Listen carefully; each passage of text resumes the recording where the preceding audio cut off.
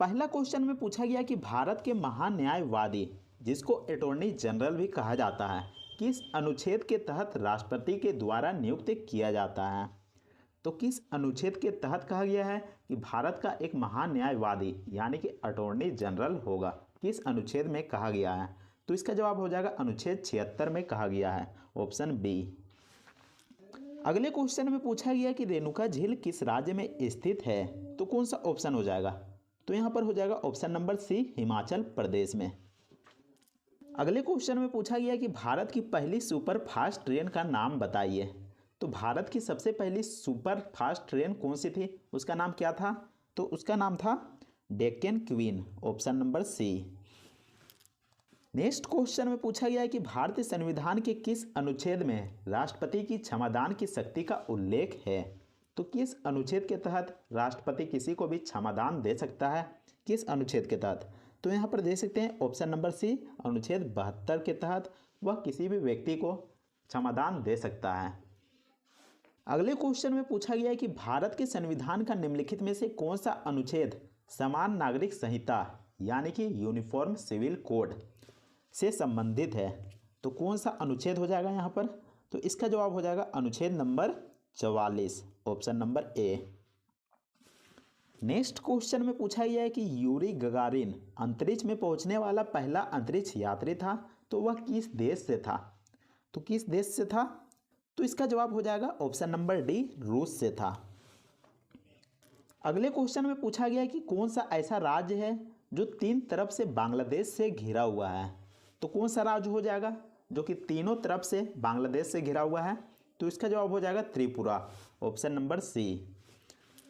अगले क्वेश्चन में पूछा गया है कि केगा परमाणु ऊर्जा संयंत्र किस राज्य में स्थित है। तो कौन सा राज्य हो जाएगा। तो इसका जवाब हो जाएगा कर्नाटक राज्य में, ऑप्शन ए।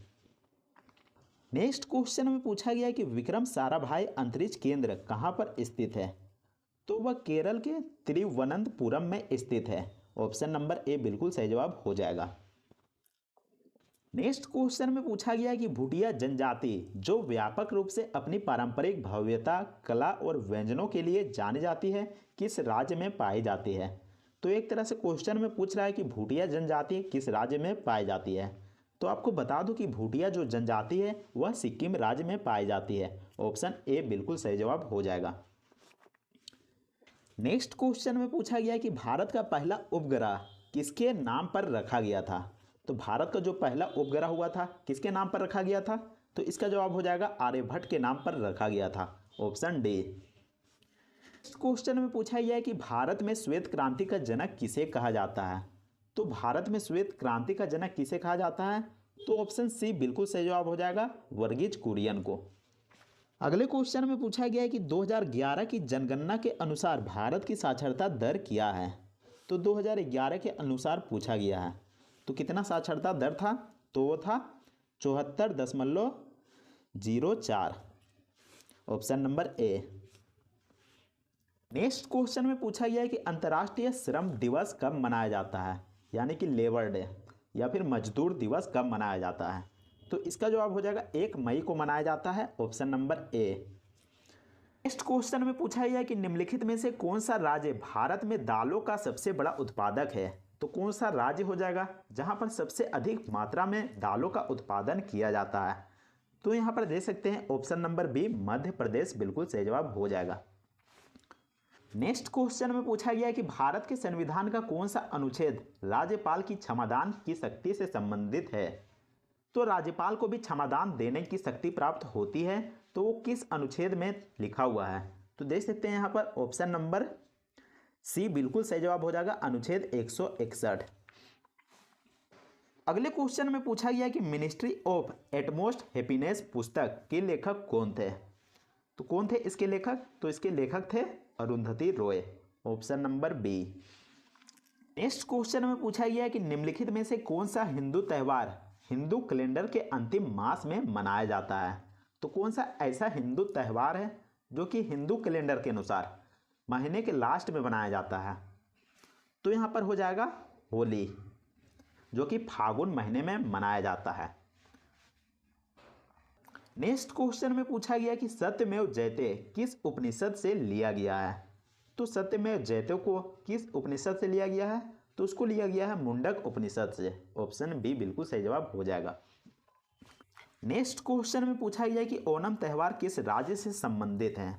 तो ओणम त्यौहार किस राज्य से संबंधित है? तो यह केरल राज्य से संबंधित है। ऑप्शन नंबर सी।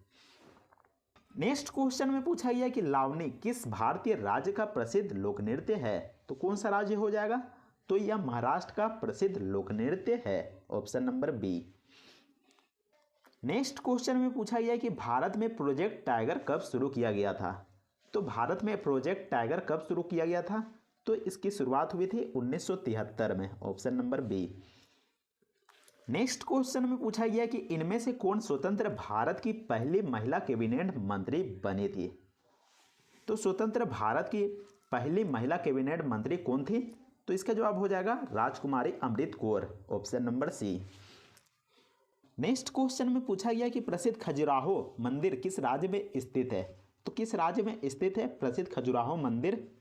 तो इसका जवाब हो जाएगा option number D, Madhya Pradesh में स्थित है। अगले क्वेश्चन में पूछा गया कि राष्ट्रीय डेयरी अनुसंधान संस्थान की स्थापना कहां पर हुई थी? तो कहां पर हुई थी?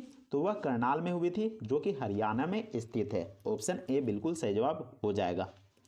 अगर आपको यह वीडियो पसंद आता है तो वीडियो को लाइक जरूर कीजिएगा और चैनल को भी सब्सक्राइब जरूर कर लीजिएगा। तो मिलते हैं नेक्स्ट वीडियो में, तब तक के लिए जय हिंद, वंदे मातरम।